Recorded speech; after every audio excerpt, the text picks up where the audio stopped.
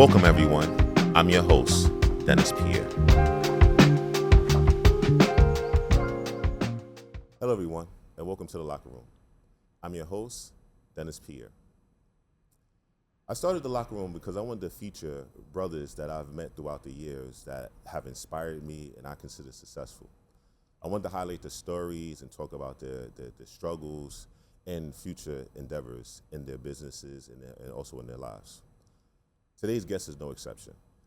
This brother, in my personal opinion, has been at the forefront of New York's fashion for quite some time, New York street fashion in particular for quite some time.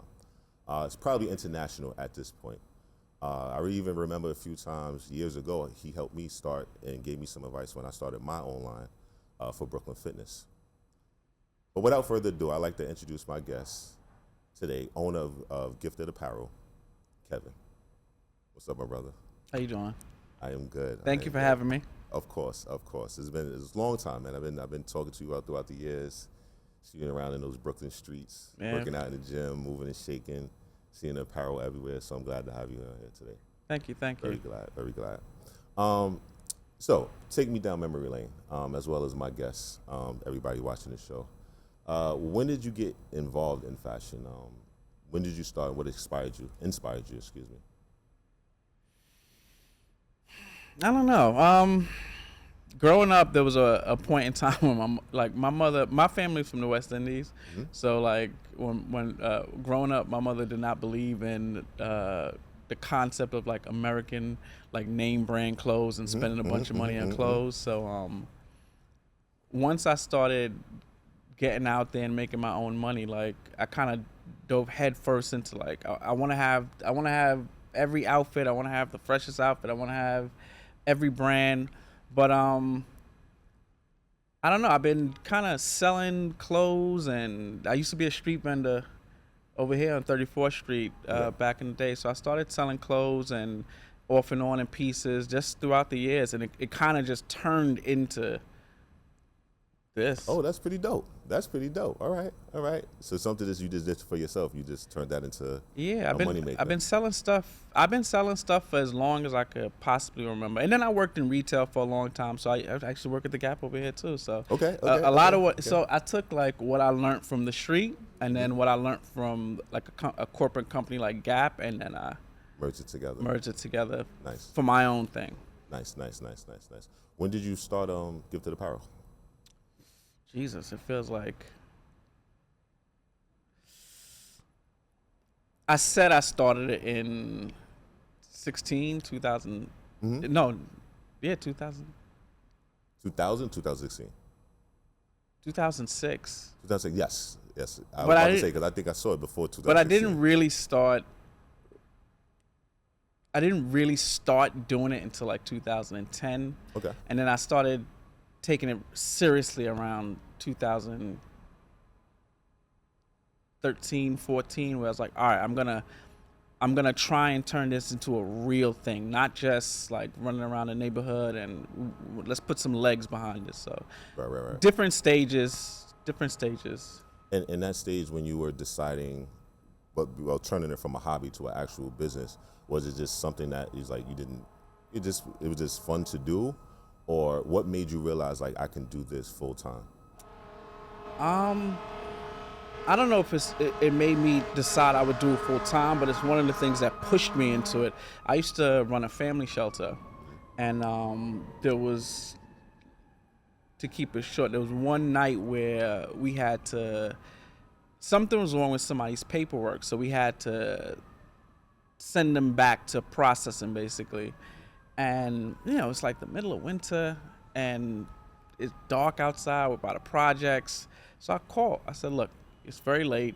2 kids with them. Can we just keep them here until the morning instead of sending them back to the Bronx? And it's like, no, they have to go back now. And when I went outside, I saw her sitting in the park and just sitting there with her 2 kids. And I just could not. I had to figure something else out. So, right. I went into my savings. I said, well, how much money do I have? How long can I make this last? And if I put my all in, people seem to be buying what I'm selling. And if I put my all into it, like, can I keep myself afloat? And, That's what's up. So I'm gonna tell you how you inspired me. Oh, So, like I said, for many years, I cannot tell you the amount of women I've dated that had your apparel on, that yeah. had your We have a clothes huge on. female customer Yes, base. Yeah. yes, yes. And again, throughout the city, we ran into each other different places, gyms and outings, different social events. And I was that guy that would wear other brands and other people's stuff. And as I saw you moving around the city, I saw you wearing your stuff and you made your stuff look fly. And I was like, I need to do that. You know what I mean? You were definitely one of the people that helped me, inspired me to start my line. I even remember you giving me some advice about the quality of the clothes. Yeah. And this is a long time ago. This is when like American Apparel was around. And I remember you telling me like, listen, spend that money on that good quality T-shirt. Don't mess around with the cheap stuff that fades and shrinks. And it's been a lifesaver because even to this day, people come to me and tell me, hey, listen, the quality of stuff, I had your sweater, I had your T-shirt for X amount of time. And I thank you for that and giving me those advices as I was coming up. Oh, my pleasure. Man. No It's doubt, dope. baby, no doubt, no doubt. Have you found any challenges in the fashion game though? I mean, I guess there's challenges in anything that you do. The funny thing is I don't really consider myself like I don't consider myself in fashion. Okay. It's like I'm more like I always say like I'm fashion adjacent. Okay. So it's like we sell novel. I sell quotes.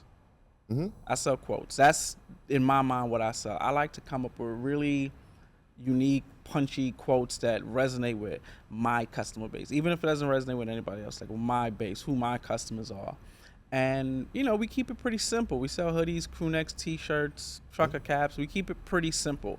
And you could rock one of those hoodies with, a dope ass pair of dunks and a dope ass pair of cargo pants from XYZ, a hat from here, and make it fashionable and make it stylish. But I always say we're fashion adjacent. So we us dope. We run parallel with fashion, and So you're being humble. I'm gonna give you your props because, like I said, I get to see it from the outside looking in, and I've seen when people wear your apparel, your clothes, how their whole entire mood changes, how their energy changes. I've seen people that made sure we was going out the country when I travel with people, out of the state when I travel with people, and they made sure they had a new shirt from your brand to represent not just you, but what your fashion line inspired them to feel. I'm a Libra, I believe. Okay, yeah. I'm a Libra shirt, the shirt that you had on right now, probably This since is like 1900s. So I wouldn't say fashion adjacent. I would definitely say I'll take fashion. that. I'll take that. because Thank you. the same way I know people that won't walk around out the house without their Louis bag or whatever hat is the same way I know for a fact people with your clothing. So I would say you call it fashion adjacent. I call it fashion. Thank you. I appreciate My that. guy. So no doubt. So with the quotes, you said that the line is based on quotes. I look at it as a feel good line. Yeah. Is that what you kind of thought about when you started it, or as you're doing it? I always like to lean towards the positive or of anything that I'm doing, or lean up or lean forward. And I guess the tops just reflect that. Where I'm trying to go, who I'm trying to be, it's always going to be something positive or something forward or something up. And the things that I say, I tend to try and speak that, even if it's not perfect. I tend to try and speak that. So, I guess it is a feel good brand. Like you're not it's a feel good brand. It is. It's gonna make you smile. Like some of the quotes will make you smile, they'll make you laugh, they'll make you think. But it's all positive and it's all feel good. It is. It definitely is. I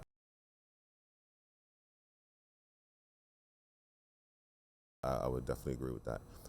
We were talking earlier, and we were talking about businesses in different communities. I had topics when I talked about the dollar not staying around, us not supporting each other. I noticed that you have a different perspective on that. I think you kind of flow with energy. If the good energy is good, you kind of stay in that pocket. I've personally had hardships. I wouldn't say people directly, but just because of things being more difficult. I would go as far as to say possibly because of my skin color or just not having the information to get to that next level when it comes to business, whether getting the funding, whether getting the mentorship, whether they're getting the know-how to get into the game. Have you had to deal with any of those issues, and if you have, how did you overcome them? I mean, I've had mentors in my life. Did I have mentors that could help me with this journey in particular? No, but I had mentors who taught me how to deal with adversity. So in a way, they did. Most of my customers we have a wide customer range, but most of my customers are black. But we have white customers, we have Latinos, we have Asian customers.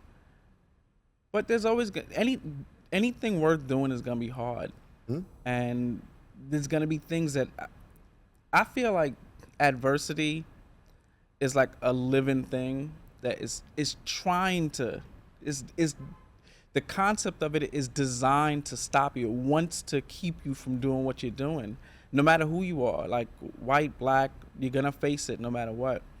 But I think if you just kind of keep your head down, you're lucky enough that life doesn't come in the way.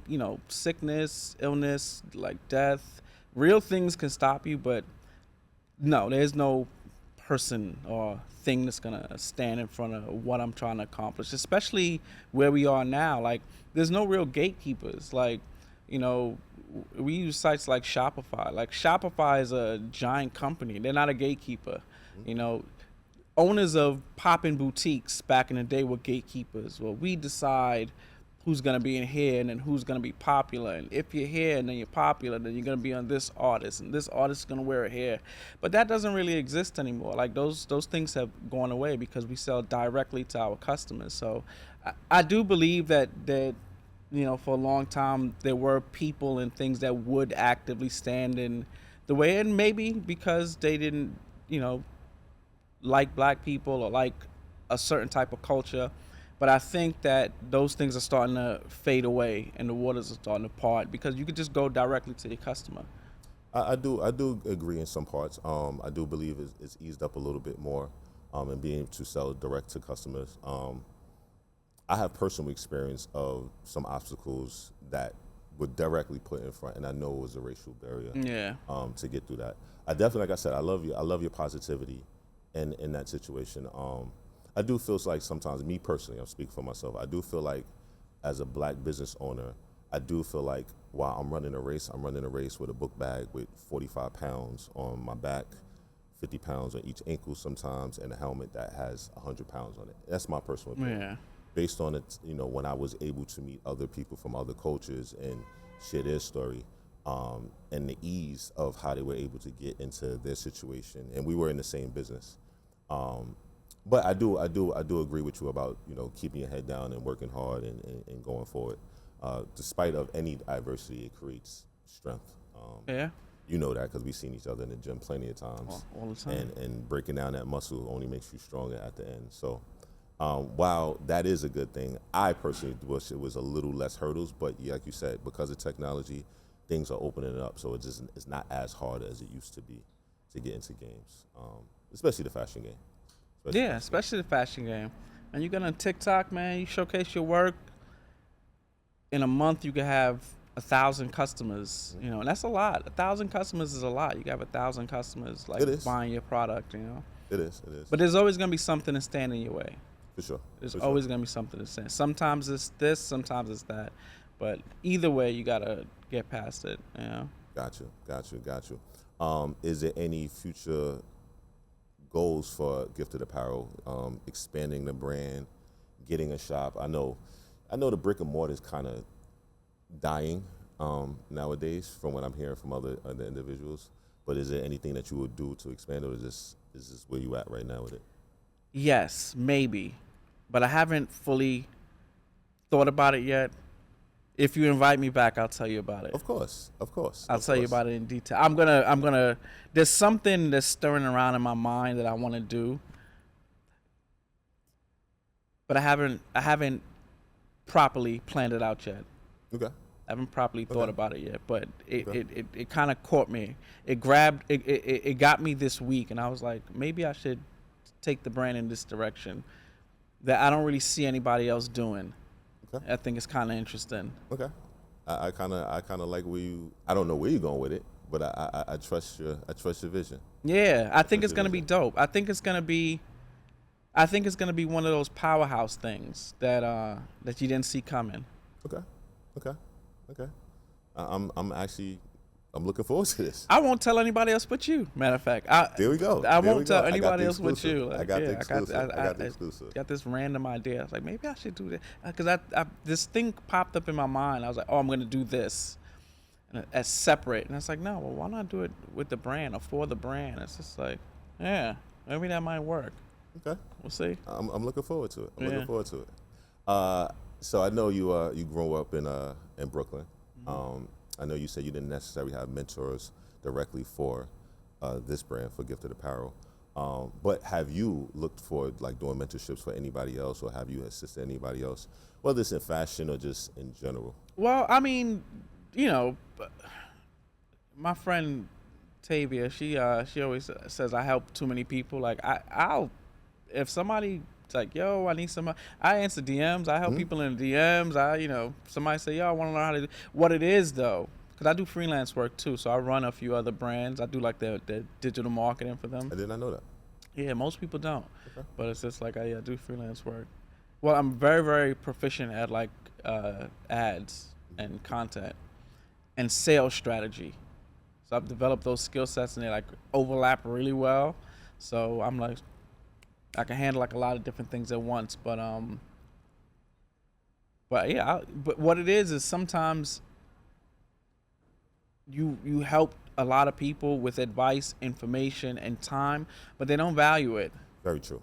Very true. They don't value it, and Very true. it's like it kind of makes you step back. But for the most part, yeah, I always take the time to help with. I don't really hold any information back. Like if somebody wants to learn how to do something, and I can teach them or show them, I'm gonna absolutely do it for anyone who has the desire to build something. Right. And like I said, I've noticed that because you, throughout the years, anytime I needed to come to you and I asked you for something, you had no problem in telling me right there on the spot. That's what I'm here for, brother.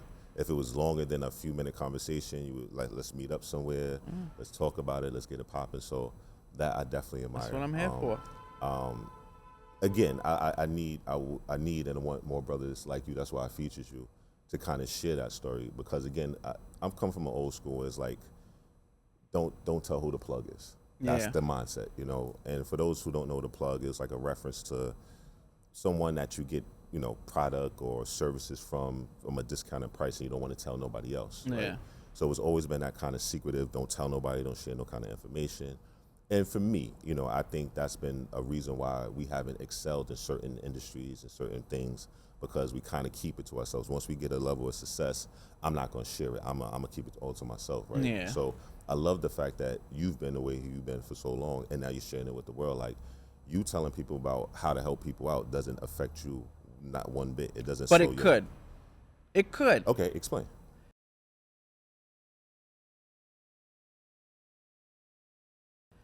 Well, when you're asking someone, especially in a mentorship, because what mentorship means is free. What it means is, Okay. can you take your time to help me build something like what you're doing, which translates to, can you help me create your competition? And, that could be a problem. That could be a problem. If I have a set group of customers, like let's say when I first left my last job, if I have a set group of customers and that's what's keeping my life afloat, bare minimum, and then all of a sudden there's 10 new brands on, and they may only sell 10 shirts, which isn't a lot. 10 shirts isn't a lot. It is if you aren't selling anything, but it's not if you're selling stuff. But let's say they each sell 10 shirts. That's 100 shirts. That's 100 shirts. And let's say half of those people decided not to buy my brand, but to buy theirs, because money is a resource and we can't buy everything. Well, that's 50 customers that even if it's just for this month have gone someplace else. And, potentially my revenue goes down. I may not survive that 30 days. 100%. So it's just like, so I get it. I get it. There's a logic to not wanting to help other people come up, especially if they're talented. You see somebody talented, and then it's just like, and you're just like, oh, I do the same thing as you, but I don't know how to get it. I don't know how to get it off the ground. Can you help me get it off the ground and like undercut your customers? It's like, is there a way that we can redefine the mentorship then? I mean, to the point where sharing the knowledge, but maybe being incorporated in it so that you're not creating your competition. So maybe a situation where this, you know, just for argument's sake, so we're talking about T-shirts, where you might not provide them your manufacturer of the T-shirts, right?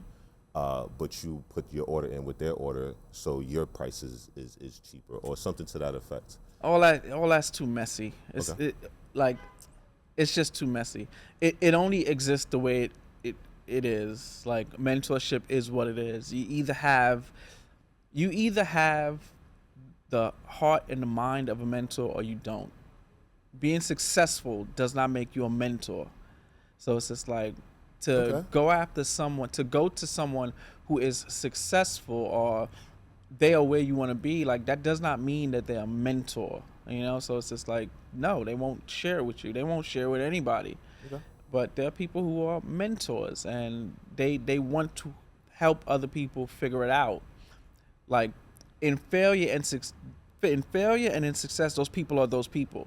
Mm-hmm. Like, there's homeless people who mentor other homeless people. Mm-hmm. You know, so it's just like, okay. I mean, I say, I always looked at the room. I had this analogy that one of my guys kind of put me onto. So we went to the park, Fort Greene Park to be exact, and it was spring, summertime, and he told me to count how many blades of grass I can count, and I was like, I don't know, billions. He was like, that's how many opportunities that you have in this world, right? So from that instance, what I took is, there's no information that I need to hold on to. Like, I can even create my own competition because there's enough money, there's enough room for everybody. As you know, I'm in the fitness industry. Even if I taught somebody everything about everything that I learned, you can't train every person in New York City. No. You can't train everybody. So there's enough room, there's enough will for me. I also realized that no matter what you teach people, there's nothing like a person's drive, right? Michael Jordan wasn't the most athletic individual in the world. There was a lot of people that were more athletic, more talented, but his drive and his will got him. You know, a lot of people talk about Kobe Bryant. Like, when you look at his stats as far as when he got drafted, he wasn't the highest jumper, he wasn't the fastest, he wasn't the strongest, but that drive and that will to keep going.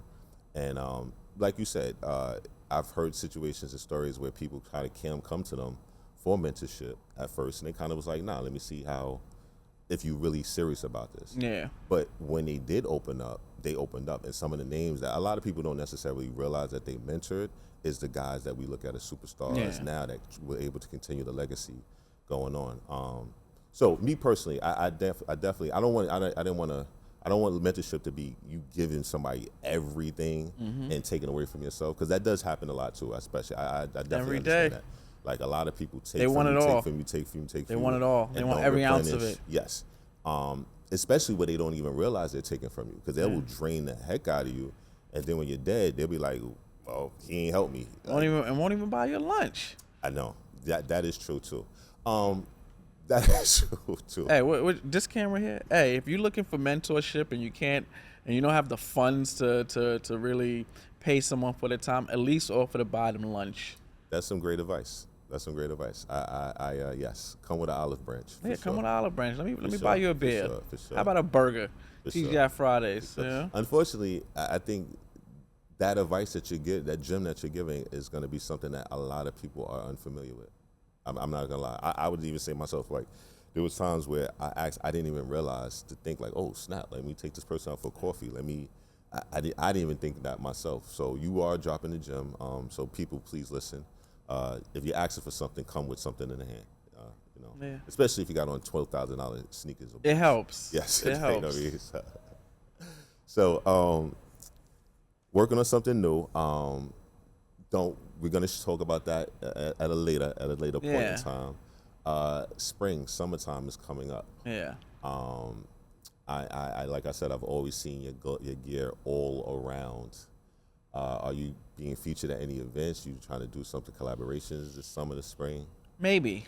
I mean, we're relatively popular mechanically, so it's just like What does that mean? meaning that.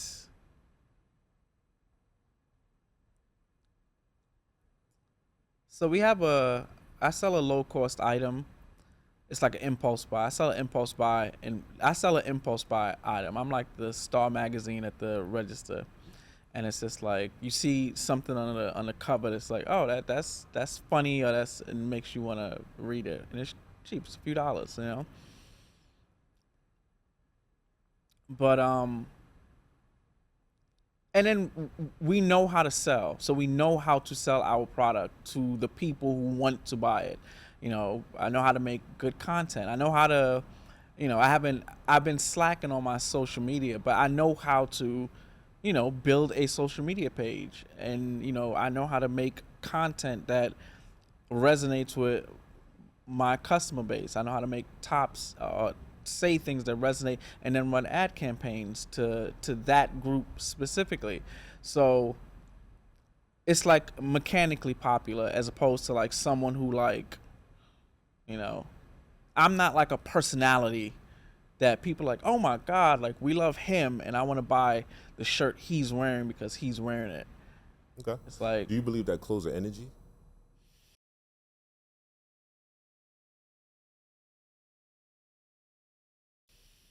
that can be. Okay. That can be. And sometimes I wear something and it's just like I feel like I got superpowers. Okay. So I'm gonna give you some more props. I personally believe closer energy.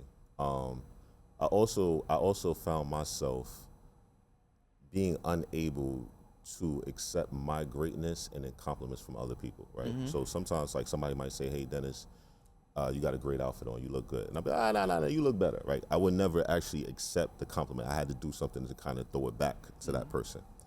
Um, Again, I'm going to reinforce. I've seen plenty of people wear your stuff. I've seen people who will not leave the country without wearing your clothes. Yeah, we make good So, travel tees. Yeah. no, it's not good travel tees. I think it's just good t-shirts. I think it's good apparel, period.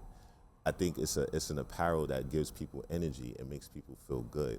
And in that, it doesn't matter to me. Yeah. This is what fashion is to me. It's about how it makes you feel, right? Like I've gone outside, me myself with basketball shorts, some flip flops, a t-shirt, whatever, right?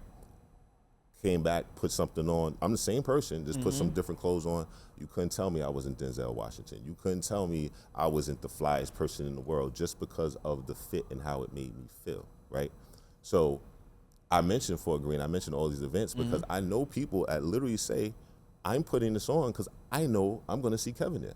I Yeah. know I'm going to see somebody else. I've been places where two different people that didn't know each other had your apparel on. It was like, oh, you know, such and had a whole conversation. Like you literally connected people that you were not aware of, that you weren't there by your brand. So I personally think it's a little bit more than mechanical. I'll take that. I love the humility, but I also I want to praise you and tell you how great you are because I'll again, take that. Thank you. I don't know if people understand how much time and how time consuming it is to make a clothing line, to make anything for that. Very Forget time-consuming. forget a clothing line. To make anything, to start your own business. I don't think people understand how hard it is to go out on your own. It's and the create hardest your own thing in the business, world. especially coming from a job. Yeah. Because you have security in a job. You can go out, you can spend all your money, entrepreneurship, you could do everything right. You can be on TikTok, you can be on all your social medias every Dancing. single day. Dancing your heart out. Your heart out. You can make a sell. You can make a sell for 50 cents a t-shirt and still not get anything. Yeah. It is really, really, really tough, right? So I definitely, trust me, I admire the humility. But brother, you are a powerful brother. It's more than just mechanical. And I personally I personally know people wear your stuff, and when they wear your stuff, they think about you. Again, when I started the show, I think you were about one of them the too. first people that I was like, I got to get on this show Yeah. because of all the stuff that I've seen you throughout the years. So yes, I I'll think take it's a that. little, I Thank think you. it's a I'll little take more. that. I appreciate it. Got him, y'all. I'll take got him. that. I got him. The greatest t-shirt designer that ever existed. Ever. Take it. Yeah, why not? Why not? Why not? Why not? Why not? Um, excuse me. Sorry about that. Um, uh, Lost my train of thought. My bad. Yes, going back to the spring, summertime. So you don't look at yourself as you said. Well, mechanical was that the word? Like mechanically popular, yeah. Like Okay. we're popular. Are you trying to get to that next stage, or you just kind of content where you're at right now?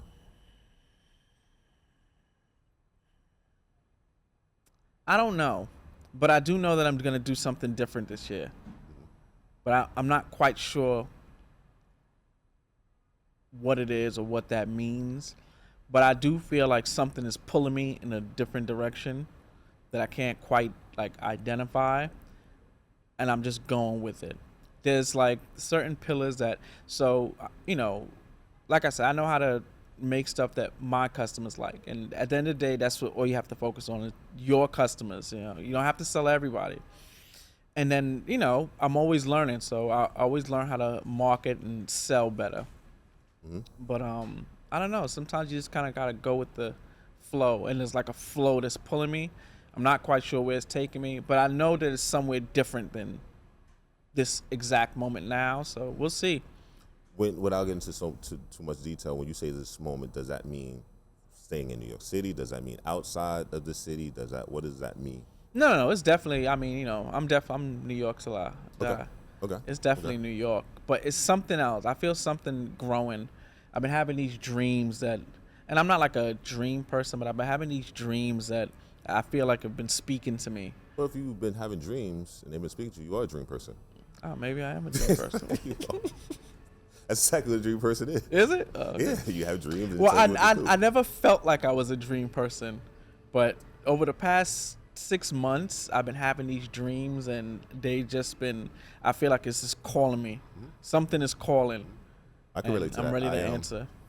I think it's important to follow your spirit and to follow, without getting too spiritual, but I think we are spiritual creatures. I would have never thought in a million years I would have a TV show, like Yeah. ever, especially my background and things I've done, not in a million years. Never thought I would be meeting or interviewing as many dope brothers as I have. But it kind of was a path, right? I never even looked out to sort for this. This Yeah. kind of was a thing that we was just talking to different people over time, and it kind of came. So I do believe in following your gut, following your intuition, following your spirit, because that every time I followed it, it got me to a dope place and a dope spot in my life. So I'm looking forward to seeing what those dreams, since you are a dreamy person now, brings you. It's coming. Well, okay, that's what's up. I'm Coming. looking forward to it. Looking forward to it. Looking forward to it. So I know you said you don't consider this a fashionable person, but for those who consider you a future fashion icon, me and myself, you definitely I'll get my vote. What would you tell someone aspiring to get into the design game, into the fashion game, or just to sell? Lean into your strength. Yeah. Like lean into your strength, and then learn how to sell that. Too often we get distracted. Like everything is so distracting, like social media and just watching other people and seeing perceived success. Like, oh my God, this person is killing it, and I'm just not doing anything. This is like we kind of lose focus of what it is that makes us unique and sellable. Lean into your strengths. Like I am not the best graphic designer. I make quote tees, but I think I make some of the best quote. Like, and I don't stop. I don't stop. And I've been coming up with original quotes forever. Yeah, for quite some time. Forever, and I don't stop. And I have like 1,000 in my phone of just stuff that, because I trust myself, and I trust what I say. And my mother raised me to believe in myself and to trust myself. So, like, When was that trust developed? Was that at a young age, or was that over time throughout certain I situations? always tell this to my mother. My mother worked in corporate, and anything her job was doing, she brought us. So if it was Christmas party, anything that you could bring your family, your kids, she'd bring us. So if it was Christmas, or if they doing like a Thanksgiving, or we doing a picnic and we going here, or we taking the staff and their kids and family. It's a big company. We taking them here. We doing this. Anything she brought us. And before we would walk into the building that I'll never forget this. She would say the same thing to me every time. She's like, she would stop us, me and my brother. I have a lot of siblings, but at the time it was just me and my one underneath me, big light. And she would stop us and she would fix our clothes and she would look and say, remember something, like, you belong inside here. And and she wasn't trying to convince me. She was informing me, and those are two very, very different things. Right. Like, trying to convince somebody of something sometimes can mean that it may not necessarily be true, but let's try hard to believe it so that at some point it does become true, or you can manifest it and make it true, and that's a good thing too. But she was informing me in a deeper level, like, I work in this company. I do a job here just like everybody else. I belong here. And if I belong here, then you belong here. And I don't know, a lot of things my mother said always stuck with me. And okay, it's making more sense now. A little earlier before we started, we talked about belonging. I was telling you that I never felt that way. And I can see how that's what's up. Feel comfortable and belong in any room that I walk into. That's what's up. I don't feel, there's very few things that make me uncomfortable. And any room I walk into is just fine by me. That's what's up. Mom Dukes did a good job. Yeah, she did the best. She's the best. That's what's up. That's what's up. All right, so believing in yourself, in your vision. Anything else for my young designers, producers, entrepreneurs? Educate yourself in whatever it is. Educate yourself in two things that contribute to your main goal. So, it's like, all right, I know how to sell. I know how to come up with something. I know how to get it produced. I know how to sell. But I know how to do the marketing too. I know how to I know how to run my ad campaigns for Facebook and Instagram. I know how to make short, quick, they call it scroll stopping content, for my product. But that's not necessarily something that, every person who designs something or sells something knows. People say things like, I'm not a social media person. I've heard that. Like, you have to really take anytime I work with somebody or I'm just talking to somebody and they say what kind of person they're not, I say this to them. I bring up this. I said, imagine there are two companies in the 80s, right? And they both sell the same exact product. One is a little bit more established, one is less established, but building up. And the one who's more established is having a conversation, and somebody says, well, I need to be able to speak to you over the weekend. Do you guys take electronic mail? Do you guys answer electronic mail? Like, we don't answer electronic. This company, we don't answer electronic mail. If you can't get me on the phone, then you wait until Monday till somebody's in the office and get us. But we don't answer electronic mail.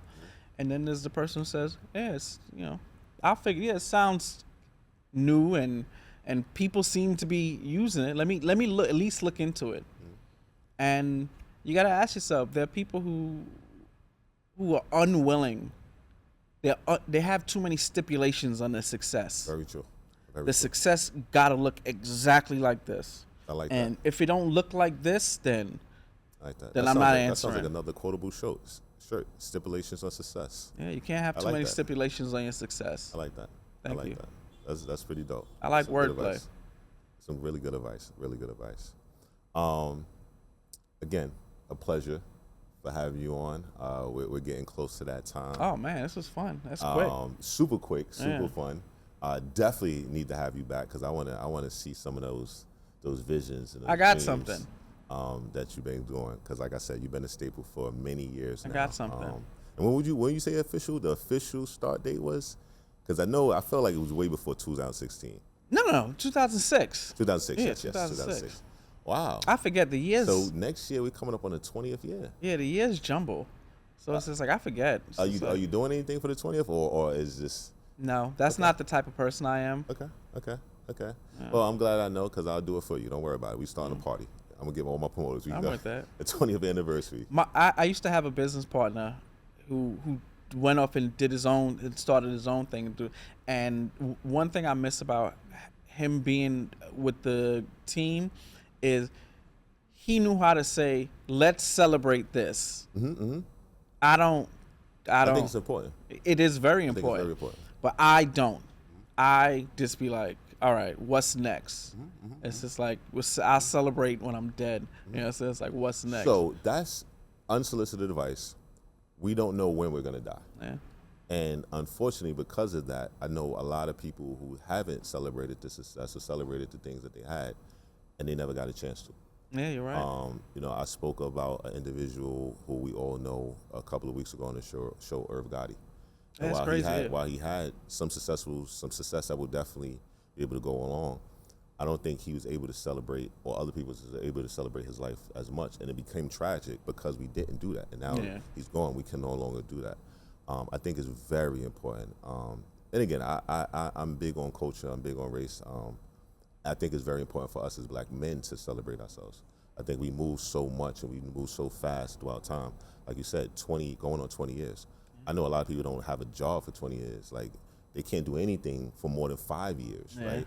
I think what the statistics is still, and it's probably even lower now, like most businesses end after 2 years or after, you know what I mean? So to go on multiple decades, you know what I mean? Like, even me, myself, I haven't worked for a company in over going on 30 years now, right? Yeah.